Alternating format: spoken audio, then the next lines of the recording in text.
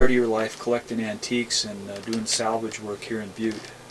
What years did you do that? Well, I basically started collecting antiques and getting interested in Butte's history through my Copper King Mansion days. I was born here in Butte, Montana. Richard Schmidt, November 28th, 1956. I've got 5 brothers and 3 sisters. And my dad was a miner, and I was always fascinated in mining stuff. You know, over the years I get these little quirks or whatever you want to call it to collect different things. And over the years I've collected a lot of stuff. I've collected stamps, I've collected coins, mining memorabilia, postcards, and it just whatever triggers me at the time. And I started out years ago collecting mining stuff, mining memorabilia.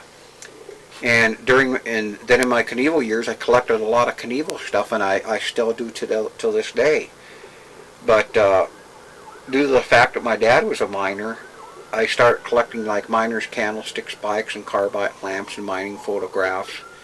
And later on in life, I started an antique shop called Miners Lair Antiques in the 1970s, and it was right here on Montana Street.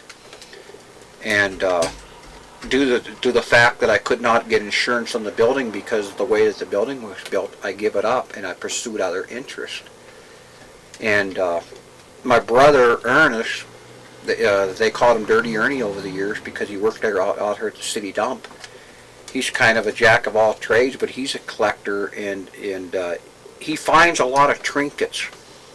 And he did so over the years out there at the city dump, and we just started collecting off of that. And then because of my years at the Copper King Mansion and the knowledge that I had as an antiques, start my own antique shop, I got affiliated with a lot of the other dealers here in Butte. And because of that connection, it was easy for me to obtain certain things that I was looking for. And basically, if it looks neat and if I like it, I try to obtain it or I'll collect it. And antiques and anything old and beautiful fascinates me. I collect automobilia, like die-cast automobiles from the Franklin Mint, the Danbury Mint, and Ertl, and different automobile stuff. And I collect Evel Knievel stuff. I collect bottles. I still collect some stamps. I collect newspapers. Anything that pertains to history or records, paperwork, letterheads. Have you seen things thrown away that made you really discouraged? The sad thing about Butte, Montana is during the 1970s and even part of the 80s, it was in a tear-down mode. Even the early parts of the 60s, I was friends with this Wilfred Medora from Copper City Antiques, and we kind of merged together later on in years. And he come from Canada, and he found it extremely easy to obtain antiques in Butte, Montana, due to the fact that there were so many of them, and during the 60s and 70s, a lot of it winded up out the city dump. And either my brother gained possession of it, or it was destroyed, or buildings were torn down. And another sad thing is Butte was notorious for fires throughout the 70s and even parts of the 80s. And it was strongly believed that the Anaconda Company and big business tried to force people off the hills. And due to this fact, a lot of the contents of these properties in these houses winded up either out the city dump or winded up in antique shops. So Butte was a perfect, ideal location if you wanted to be in the antique business during the 70s and part of the 80s. However, now it is extremely difficult to find high quality antiques within the Butte Silver Bow district because they either do not exist or people who has them has wised up as to their value and they want to hang on to it. And the antique business here in Butte and the salvage business here in Butte isn't as it once was. But in my time, in my childhood growing up, to come to think about it, you could walk around Butte, and because of the miners' strikes and a lot of miners leaving Butte and expansion of the Anaconda Company, and they tore down Centerville and Walkerville and McQueen, these whole areas were just totally full of old abandoned houses. And when I was a kid, you could go in them, nobody thought nothing of it, and it was like a fair game, open to anybody. But now that sort of thing is frowned upon. If you go into an old residence now, you're thrown in jail for burglary or trespassing or whatever. But years ago, it was plentiful. Nobody really cared, because there were just so many places. You could look in any neighborhood, on any corner, there was an old abandoned building, because a lot of people moved out of Butte, especially when they lost their jobs working for the Anaconda Mining Company. And this was one of Butte, Montana's biggest mistakes, because people depended on the company too much for their lifestyle. And as a result, they weren't looking for other ways to make a living or to find a job or to gain employment.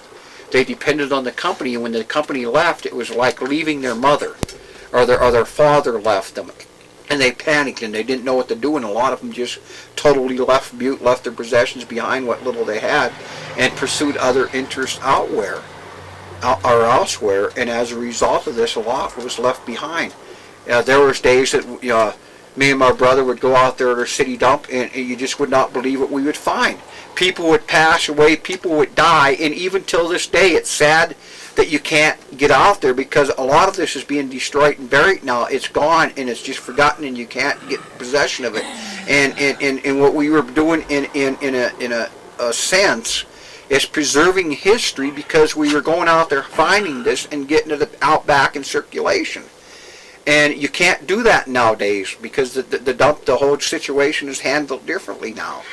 But when my brother and I was out there years ago, people would pass away or die, and their relatives, for whatever reason, sometimes they didn't want to go through these possessions. They just mucked out the whole house and just totally threw everything out there. And if you were lucky enough to find it, you just wouldn't believe some of the stuff that you found out there. And Butte anymore, it used to be a treasure trove of architecture, woodwork, old bathtubs, old sinks, old wood stoves, you name it. Now it's hard to find this, because it either doesn't exist anymore, or what buildings are left in Butte. It's just not in here anymore. It was broken into or taken out and sold elsewhere, taken out of the state. And sadly enough, it just isn't around anymore. It's like the Evel Knievel stuff. If people in Butte would have listened to Evel Knievel when he wanted to build the museum here, everything was accumulated. Everything that pertained to Evel Knievel, the stationery, the letterheads, the toys, the bicycles, the airplanes, the boats, the yachts, the cars, anything that pertained to him, it was all here ready to go. Because he lost interest in building the museum here, everything was taken out of state, scattered around, and God only knows where it all is now. Well, the salvage business in Butte is basically on the same guidelines and came to the same fate, because now everything that was really neat or everything that was worth having or really interesting in Butte doesn't exist anymore. Even this neighborhood right here. I grew up just within 2 blocks from here, over here at 544 Nevada Street, right below the high school. And the house that I grew up in is tore down, and what's left of it is a light pole standing right where a doorway used to be. And this neighborhood, none of it the way it was, even 30 years ago, isn't even here anymore. Evel Knievel's gas station over the street over here, which was a Texaco gas station, which is now the head office for Town Pump Incorporated. Evel Knievel, Dad had that building. This is where I first met Evel Knievel. It doesn't even exist anymore. And the neighborhood isn't the same anymore. And just right behind Pay and Take It Grocery over here, Bill Peck used to run Pay and Take It Grocery when we were kids.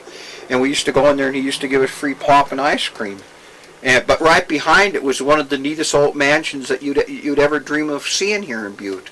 And even it doesn't exist anymore. It's tore down, and that whole neighborhood's gone. and the apartment complexes. And Butte had a vast wealth of architecture. Any kind of architecture that you could dream of, it existed here in Butte. Due to the fact because Butte attracted wealthy people and attracted that sort of a clientele. And these people were brought in that had knowledge of this, and they built this here. And some of it is still left, however, up between Park and Broadway Street and Granite Street, up on the west side. But sadly as it is, I'm only 43 years old. And in my lifetime growing up, especially in this neighborhood, that's why I picked this house and I'm doing what I'm doing here. Coming back here, I'm trying to preserve part of my life, and I'm trying to surround myself with memorabilia that means something to me. Like that calendar that's on the wall right there, that's Knievel Tire Service